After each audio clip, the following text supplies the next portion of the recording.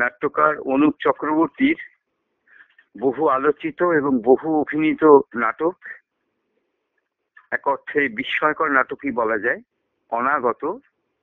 তার অভিনয়ের 25 বছর পূর্ণ হলো গত 29শে অক্টোবর। খুবই উৎসাহিত এবং আনন্দিত বোধ করছি।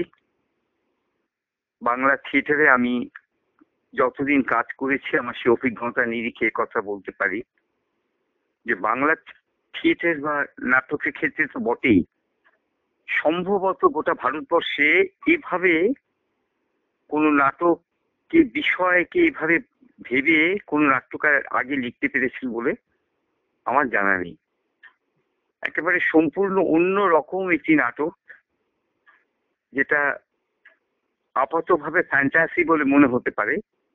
2222 এডি, এই সময় আমাদের এই পৃথিবীর ছবিটা কেমন হবে সেই অনাগত কালের ছবি দেখেছেন এই সমকালের অন্যতম বিশিষ্ট এবং প্রতিভাবান নাট্যকার অনুপ চক্রবর্তী।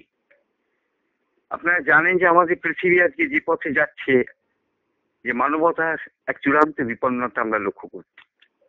সভ্যতা, শ্রী রবীন্দ্রনাথের মতন বলতে হয়, সভ্যতা কাঁপিছে লজ্জায়।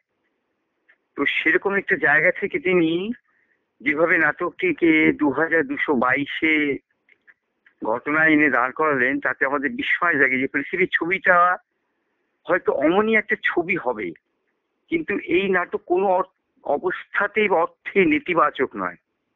তিনি এটা দেখিয়েছেন যে এই সভ্যতাকে কাঠগড়ায় দাঁড় করাচ্ছে মেশিন, অর্থাৎ একটি রোবট, একটি মহিলা রোবট ওমেগা 25।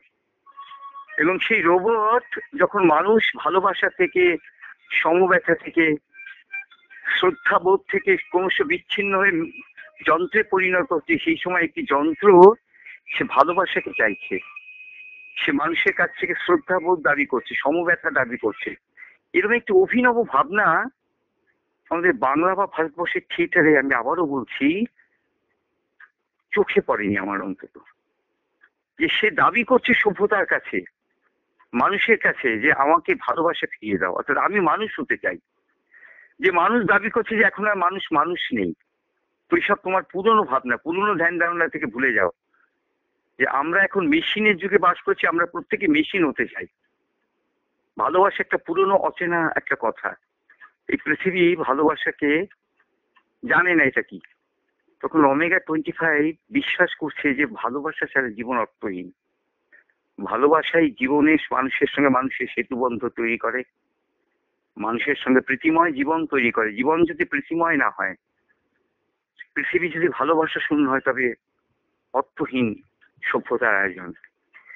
এরকম একটা বড় স্প্যানে, বড় ব্যাপ্তিতে এই নাটক ভেবেছেন অনুপ চক্রবর্তী নাট্যকার, এবং তার জন্য এই নাটক 25 বছর ধরে অজস্রবার প্রকাশিত হয়েছে, বহুবার অভিনীত হয়েছে বাংলার নানা প্রান্তে, আজও অত্যন্ত প্রাসঙ্গিকভাবে অভিনীত হচ্ছে। এরকম নাটক বারবার করে লেখা হোক, এবং আমি বিশ্বাস করি যে অনুপ চক্রবর্তীর মতো নাট্যকাররাই হয়তো এমন নাটক লিখতে পারবেন আগামী দিনে। আমাদের যারা নাট্যকার আছেন তারাও যদি লিখতে পারেন, তাহলে হয়তো আমাদের নাটকের সম্ভার আরো পরিপূর্ণ হবে। এবং আমি বিশ্বাস করি এরকম আধুনিক চিন্তার নাটক, এরকম নাটক যা আজকের এই বিপন্ন পৃথিবীতে, সভ্যতার এই অন্ধকার সময়ে আমাদের এক মুঠো আলো এনে দিতে পারবে। ভালো থাকুন। নাট্যকার অনুপ চক্রবর্তী দীর্ঘ জীবন কামনা করে, দীর্ঘ সৃজনশীল জীবন। আরো তার কাছ থেকে এমন নাটক আমি দাবি করব, আমরা দাবি করব, বন্ধুরা দাবি করবেন, থিয়েটারের বন্ধুরা।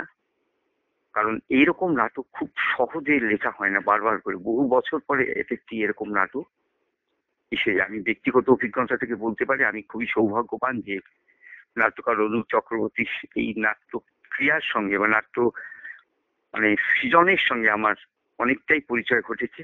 পরবর্তীকালে তিনি ইংরেজিতেও এই নাটকের অনুবাদ করে তার সংকলন করেছিলেন। সৌভাগ্যক্রমে সেই সংকলনে ভূমিকা লেখার সুযোগও আমার হয়েছিল। তাই আমি আবারও ধন্যবাদ জানাচ্ছি সবাইকে, আবারও শুভেচ্ছা, শুভকামনা এবং অভিনন্দন জানাচ্ছি। নমস্কার।